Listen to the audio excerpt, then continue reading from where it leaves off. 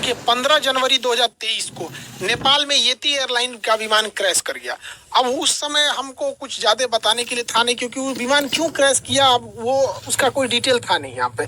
अभी उस विमान का क्या कारण था डिटेल से उसका पूरी रिपोर्ट आ गई है, जांच की रिपोर्ट आ गई है, और हम आपको इसमें बताते हैं कि कैसे एक पायलट की छोटी सी गलती पूरी जहाज को ले डूबा। उसमें बैठे 72 लोगों की जान चली गई यहाँ पर। तो पूरी रिपोर्ट आ गई है, उस पूरी रिपोर्ट में आपको समझाते हैं कि आखिर उस दिन क्या हुआ था येती एयरलाइन के साथ, और केवल लैंडिंग के 15 सेकंड पहले कैसे विमान दुर्घटनाग्रस्त हो गया। देखिए येती एयरलाइन का विमान जब दुर्घटनाग्रस्त हुआ तो उसके ब्लैक बॉक्स को भेज दिया गया डिकोड करने के लिए, ताकि उसमें समझा जा सके कि क्या था। शुरुआत में ब्लैक बॉक्स ब्लैक थे, लेकिन बाद में इसे ऑरेंज किया गया ताकि इसे दिखने में इजी हो सके, तब से इसका नाम ब्लैक बॉक्स ही है। ब्लैक बॉक्स का दो हिस्सा होता है, एक को बोलते हैं फ्लाइट डेटा रिकॉर्डर। तो ये फ्लाइट डेटा रिकॉर्डर फ्लाइट की ऊंचाई, स्पीड, एयर प्रेशर, फ्यूल कितना था, इंजन कितने परसेंट पे था, यानी जितनी डेटा वाली चीजें होती हैं, जो मशीनरी चीजें होती हैं, उस सबका रिकॉर्ड रखता है फ्लाइट डेटा रिकॉर्डर। और एक होता है cockpit voice recorder. Cockpit voice recorder जो होता है सीवीआर, दोनों पायलट क्या बात कर रहे हैं, एक दूसरे को क्या ऑर्डर दिए, ये दोनों को रिकॉर्ड किया जाता है। ये दोनों को इसलिए है कि मान के चलिए पायलट ने कहा कि इंजन का पावर बढ़ाओ, इसने कह दिया हम बढ़ा दिए, और उसने बढ़ाया ही नहीं, तो कैसे पता चलेगा कि किस पायलट की गलती है। तो यहाँ तो रिकॉर्ड हो जाएगा कि कैप्टन ने जूनियर से कहा कि पावर बढ़ाओ, और उसने बढ़ाया या नहीं बढ़ाया वो फ्लाइट डेटा रिकॉर्डर में पूरी रहेगी। तो मशीनरीज की जानकारी इसमें, और क्या बात कर रहा है इसकी, जब इन दोनों को मैच किया गया तब पता चला कि कितनी एक छोटी सी लापरवाही ने कैसे इसकी जान ले लिया। देखिए एक बार इसकी ब्रीफिंग समझते हैं। नेपाल में जो नेपाल का शहर काठमांडू नेपाल की राजधानी है। तो काठमांडू नेपाल से पोखरा जा रहा था ये जहाज। पोखरा एक पर्यटक जगह है नेपाल का, काठमांडू के बाद काफी फेमस जगह है। ये पोखरा एयरपोर्ट में इतने लोग जा रहे थे पैसेंजर, ताकि उसके नया पुराने एयरपोर्ट की जगह पे अब नया एयरपोर्ट बनाया गया था। 15 दिन हुआ था इस एयरपोर्ट के उद्घाटन, यानी 1 जनवरी 2023 को इस एयरपोर्ट का उद्घाटन हुआ था, पोखरा इंटरनेशनल एयरपोर्ट का।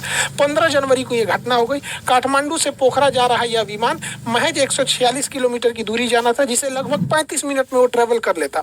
अब ये डिपेंड करता है हवाओं का डायरेक्शन किधर है। कभी हवाओं के डायरेक्शन सेम डायरेक्शन में हो जाता है तो थोड़ा दिक्कत नहीं होती है, मौसम खराब रहता है तो टाइम भी लग जाती है। ये 10:33 पर उड़ान भरता है काठमांडू से, और 10:57 पे पोखरा पहुंच जाता है। 15 सेकंड और ये रुक जाता तो जहाज लैंड कर जाता। 10 से 15 सेकंड में ही जहाज लैंड कर जाता, लेकिन अंतिम वहीं पे दुर्घटना हो गया। दुनिया में जितने जहाज क्रैश किए ना, उसका 90% जहाज लैंडिंग के टाइम पे ही क्रैश किया। सबसे टॉप प्रोसीजर होता है लैंडिंग का।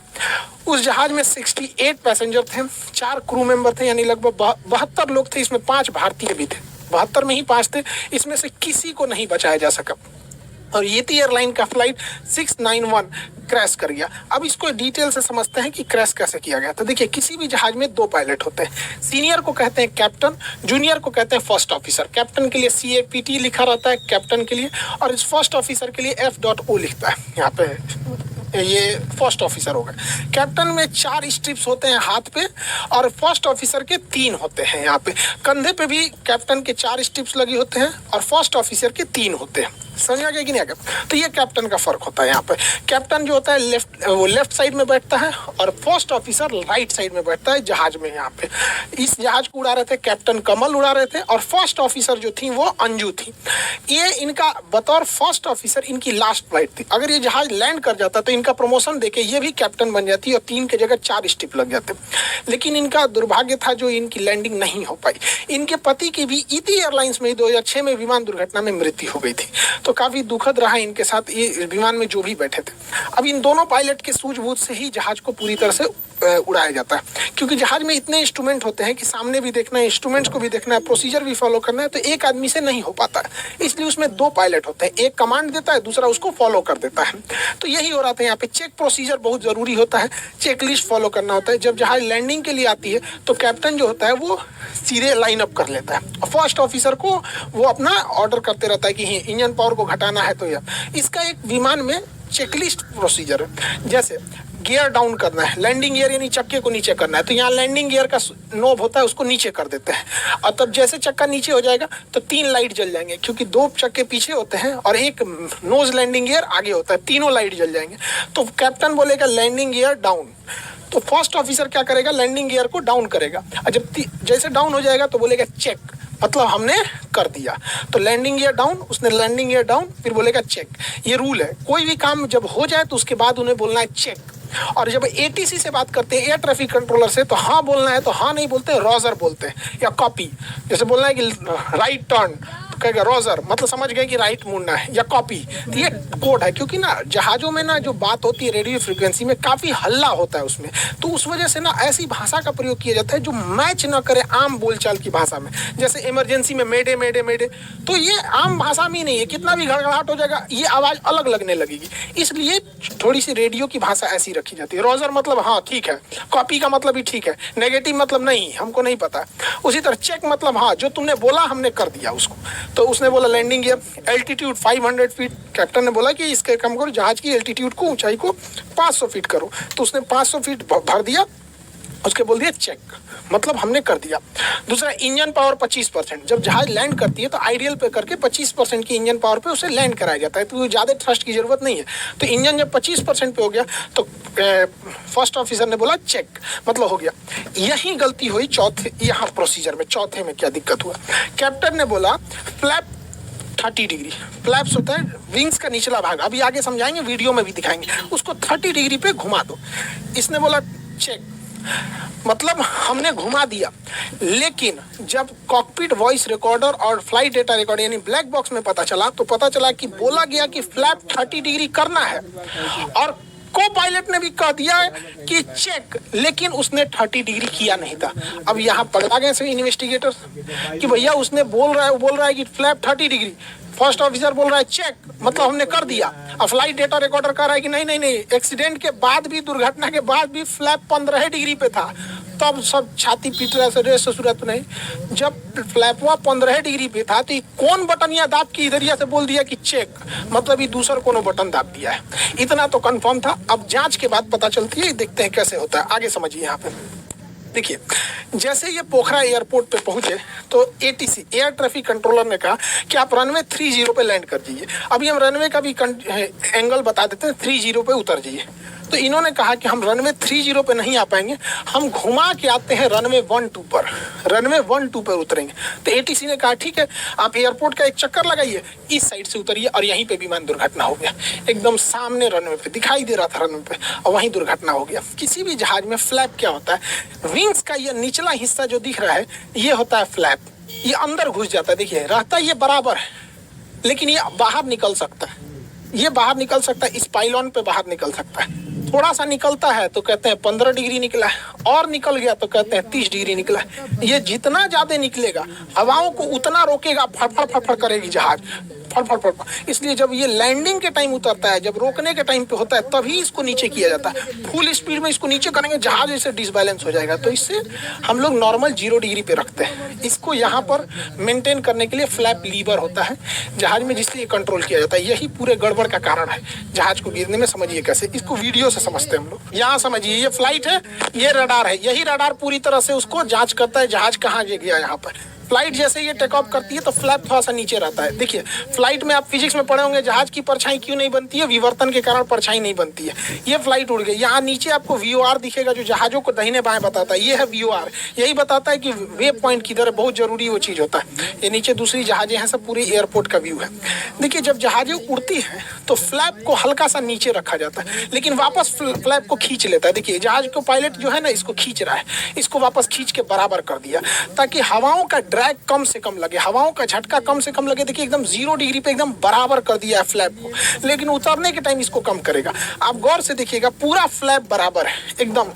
और अगर बराबर नहीं रहेगा ना, इतना जोर से हवा लगेगा, बादलों से टकराएगा कि जहाज पलट जाएगा यहाँ पे, इसलिए इसे बराबर रख। देखिए एयरपोर्ट, अब इसको नीचे किया जाएगा, एयरपोर्ट के पास आ गया, देखिए इसको 15 डिग्री झुका रहा है। जैसे जैसे ये एयरपोर्ट के पास जाएगा, इसको और झुका के 30 डिग्री लेके चला जाएगा। अभी तो रनवे से थोड़ा दूर है, पास आएगा तो और एकदम नीचे कर देगा। अब ये नीचे से हवाओं को रोक के स्पीड कम करेगा, और जैसे ये लैंड कर जाएगा यहाँ पे, नीचे से हवाओं को रोकने लगा। अब ये ऊपर से स्पॉइलर खुल जाएगा, ये ऊपर से हवा को रोक रहा है, वो नीचे से हवाओं को रोक रहा है। फ्लैप बहुत जरूरी होता है, ये हवाओं, ये नीचे से रुकता है, स्पॉइलर ऊपर से। जब जहाज रुक जाती है तो स्पॉइलर को नीचे कर देते हैं और फ्लैप को भी रिट्रैक्ट कर लिया जाता है। बड़ा मेहनत से जहाज से एक एक वीडियो बनाना पड़ता है, ये सब चीज़ों को प्रॉपर एंगल से मिलेगा तब। कभी कभी बैठने के बाद पता चलता है कि इस एंगल पे शूट करना चाहिए, उस एंगल पे उतना सीट ही नहीं मिल पाया प्रॉपर। तो आप ये फ्लैप को समझ गए कि फ्लैप रोकने के लिए बहुत काम करता है। स्पॉइलर ऊपर की ओर उठता है, वो ऊपर से हवाओं को रोकता है, ये नीचे से रोकता है। यही फ्लैप को नीचे करना था वहां पे। तो कैप्टन ने कहा वहां पर कि फ्लैप को 15 डिग्री डाउन कर दो।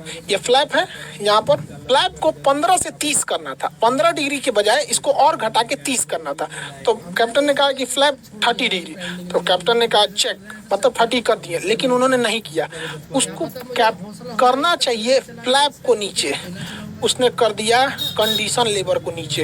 हो गया यहीं पे गड़बड़। उसने बोला चेक, मतलब हमने कर दिया। इस नॉब को नीचे करने के बजाय इस नॉब को नीचे कर दिया गया यहाँ पे, और ये हो गया गड़बड़। ये था condition lever. Condition lever fuel supply करता है, और जैसे ही इसको नीचे किया गया इसका फ्यूल सप्लाई बंद हो गया। और उड़ते जहाज में अगर फ्यूल सप्लाई बंद हो जाएगा तो क्या होगा? ये थ्रोटल है, ये स्पीड को बढ़ाता है, उसके इंजन पावर को बढ़ाता है यहाँ पे। अब इतने नीचे हाइट पर आने के बाद जहाज इतना नीचे आ गया है, 500 फीट पे आ गया है, और इंजन अचानक बंद हो जाएगा तो पावर मिलना ही बंद हो गया। और कैप्टन ने पहले ही लैंडिंग की तैयारी करने के टाइम पे इंजन के पावर को 25% कर दिया था। अब वो पावर हो गया 25% से 0%। अब वो डिसबैलेंस होने लगा। पायलट को समझ में नहीं आ रहा है कि हो क्यों रहा है। पायलट अपना पूरा दिमाग लगा रहा है। उसने जो कंडीशन लीवर तो हो गया 0, फ्यूल सप्लाई हो गया बंद। अब उसने क्या किया? थ्रोटल को बढ़ा दिया। थ्रोटल पावर दे रहा है इंजन में भयानक पूरा। अरे भैया, इंजन में फ्यूल नहीं आ रहा है, आपके पावर देने से क्या हो जाएगा? जहाज की पूरा डिसबैलेंस हो गया। जहाज जब इंजन का पावर नहीं मिल पाता है, इंजन काम करना छोड़ देता है, उस कंडीशन को कहते हैं स्टॉल। स्टॉल अगर बहुत ज़्यादा हाइट पे होता है तो समझ में आता है, बचाया जा सकता है। लेकिन लो हाइट पे अगर स्टॉल हो गया तो बचाना बहुत मुश्किल होता है। ये 500 फीट की हाइट पे था। जब तक पायलट संभले कि एल्टीट्यूड गिरते गया, और ये विमान पूरी तरह से बगल में ही रनवे से महज 15 सेकंड पहले ये विमान इस तरह से बैंक हो गया। झुक जाता है तो बैंक कहते हैं, मुड़ता है तो मुड़ना अलग होता है। बैंक मतलब होता है झुक जाना। जहाज इस तरह से बैंक हो गया, और ये इसका आखिरी वीडियो था। एक लाइव भी वीडियो इस पे चलाया जा रहा था, बहुत दुखद वीडियो, जिसके बाद ये दुर्घटनाग्रस्त हो गया और प्लेन में आग लग गई। विमान दुर्घटना में ज्यादातर जो मौत होती है वो आग लगने से होती है, क्योंकि आग इतना तेज लग जाता है, जहाज में निकलने का जगह बहुत पतला रहता है, सारे लोग झुलस जाते हैं। और उन लोगों को उनके सपने भी, सबके अपने जीवन के सपने होते हैं, वो सब चकनाचूर हो गए एक छोटी सी गलती से। अब इसको समझते हैं पायलट से ऐसी गलती क्यों हुई। देखिए, ऐसी गलती न हो इसलिए विमान कंपनियां जानबूझ के इस लीवर को छोटा रखती है, इसे बड़ा रखती है, ताकि पहचानने में दिक्कत ना हो फ्लैप को। दूसरा, फ्लैप अगर पीछे करना है तो इसे उठा के उसके बाद पीछे किया जाता है, जबकि कंडीशन लेवर में लॉकिंग सिस्टम अलग होता है, इसमें डबल लॉक होता है। यहाँ से पायलट को अगर कंडीशन लेवर को नीचे करना है, हो सकता है कि किसी एक इंजन में आग लग गया हो तो उस इंजन को बंद कर दिया जाता है। इसलिए इसके दोनों का अलग अलग लॉकिंग होता है। यहाँ पर अलग अलग लॉक करने के लिए होता है, इसमें अलग अलग नहीं, कॉमन होता है एक ही बार। अब पायलट को कैसे ये कंफ्यूजन हुआ कि इसको पीछे करने के पहले इसमें दोनों हाथ लगाया होगा, दोनों हाथ से ये लॉकिंग लीवर को ऊपर खींचा होगा, उसके बाद पीछे किया होगा। फिर भी उसको ध्यान नहीं आया कि लॉकिंग लीवर तो हम कंडीशन लीवर के लिए करते हैं, फ्लैप के लिए तो बस इसको उठा के पीछे किया जाता है। यहाँ पे एक यहाँ गलती हुई। मान के चलिए ये गलती हो गई तो पायलट को कोई ना कोई अलार्म तो मिलना चाहिए ना।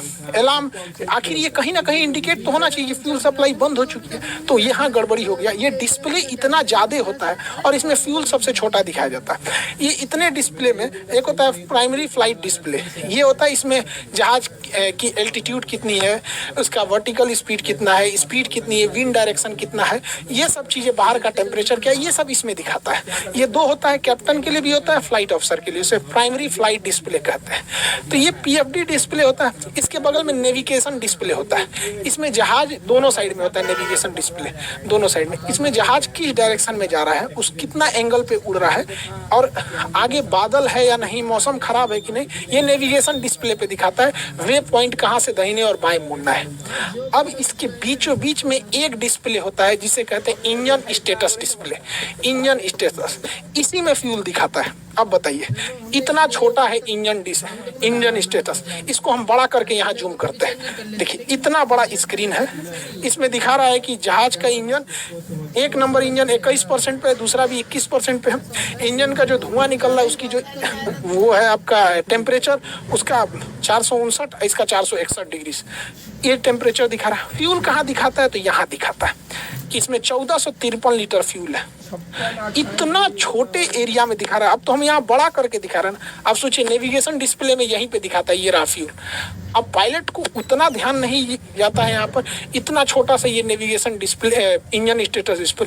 हाइट हम क्यों कर रहे हैं? अगर बहुत हाइट पे इंजन इंस्टॉल करता है तो पायलट बचा ले जाता है, उसको सोचने समझने की फुर्सत होती है। 30,000 फीट से जहाज नीचे आते आते 10 मिनट लग जाता है, वो अच्छा खासा समय लग जाता है उसको, क्योंकि वो फिर ग्लाइड करते हुए आता है। ये इतना नीचे था कि पायलट समझे कि गड़बड़। यही घटना अगर हाइट पे हुई रहती तो पायलट कंफर्म बचा ले आता, लेकिन बेचारा पायलट करे तो क्या करे, 500 फीट हाइट बची थी यहाँ पर।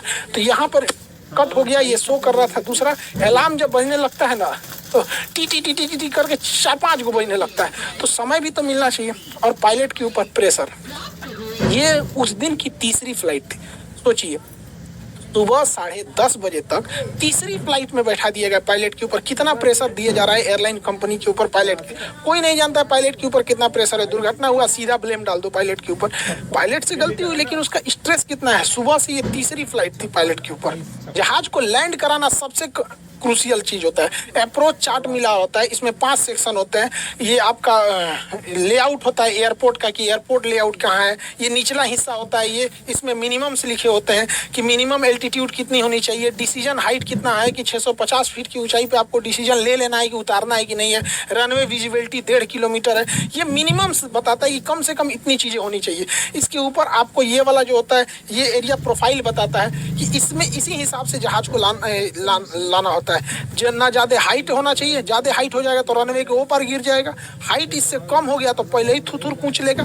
तो इसी के बीच में 3 डिग्री पे उतारना होता है। अब ये मैच कराना है degree by degree, height by height, कितना टफ होता है। उसके बाद ये प्लान व्यू होता है। प्लान व्यू में जहाज को ना दाहिने रखना है ना बाएं।